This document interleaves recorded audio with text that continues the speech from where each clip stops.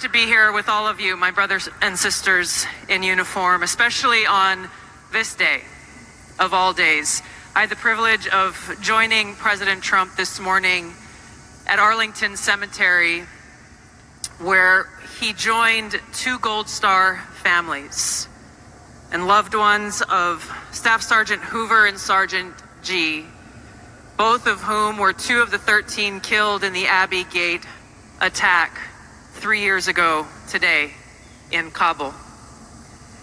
And I can tell you, as we were there, as he laid a wreath at the tomb of the unknown soldier, joining these Marines' loved ones, I felt the sorrow that he shared with them in their loss.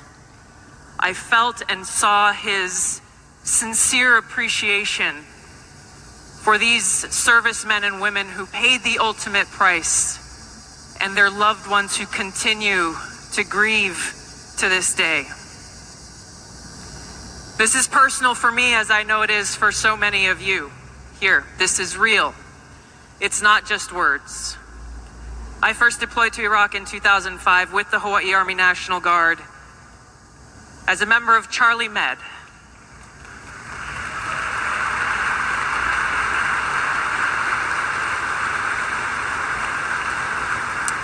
As those of you who were deployed during that time know, it was the height of the war, and sadly we took many casualties.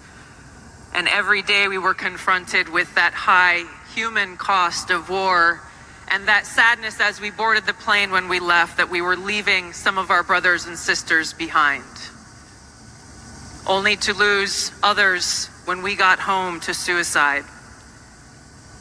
So I mean what I say when I share with you that I know that President Trump understands the grave responsibility that a president and commander-in-chief bears for every single one of our lives. Whether you're a soldier, you're an airman, a Marine, sailor, or a coastie, he keeps us in his heart in the decisions that he makes. We saw this through his first term in the presidency, when he not only didn't start any new wars, he took action to de-escalate and prevent wars. He exercised the courage that we expect from our commander-in-chief in exhausting all measures of diplomacy, having the courage to meet with adversaries, dictators, allies, and partners alike in the pursuit of peace, seeing war as a last resort. The truth is, as we head towards our decision as a country in November, the same cannot be said about Kamala Harris. In fact, the opposite is true, and we're living through this reality today as this administration has us facing multiple wars on multiple fronts and regions around the world, and closer to the brink of nuclear war than we ever have been before. This is one of the main reasons why I'm committed to doing all that I can to send President Trump back to the White House, where he can once again serve us as our commander-in-chief.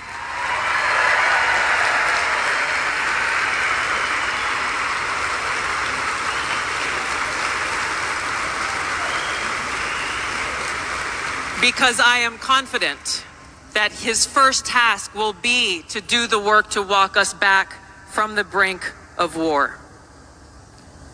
We cannot be prosperous unless we are at peace.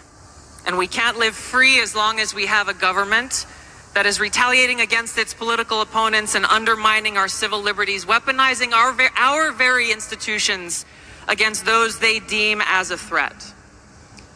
Kamala Harris has done this over the last 3.5 years. She won't hesitate to continue that if she is elected as president. President Trump has been their first and foremost target in this because they don't want us as voters to even have the option to vote for him. I've been their most recent target, added to a secret domestic terror watch list after exposing the truth about what kind of dangers we would face if Kamala Harris is elected as president.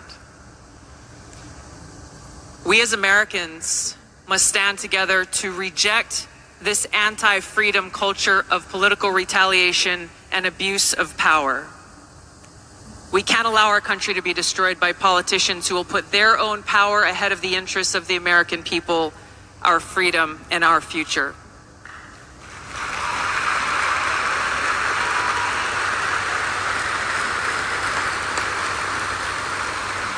I am proud to stand here before you today, whether you're a Democrat, a Republican, or an independent. If you love our country, as I do, if you cherish peace and freedom as we do, I invite you to join me in doing all that we can to save our country and elect President Donald J. Trump and send him back to the White House to do the tough work of saving our country and serving the people. Thank you very much. Thank you very much, Mr. President.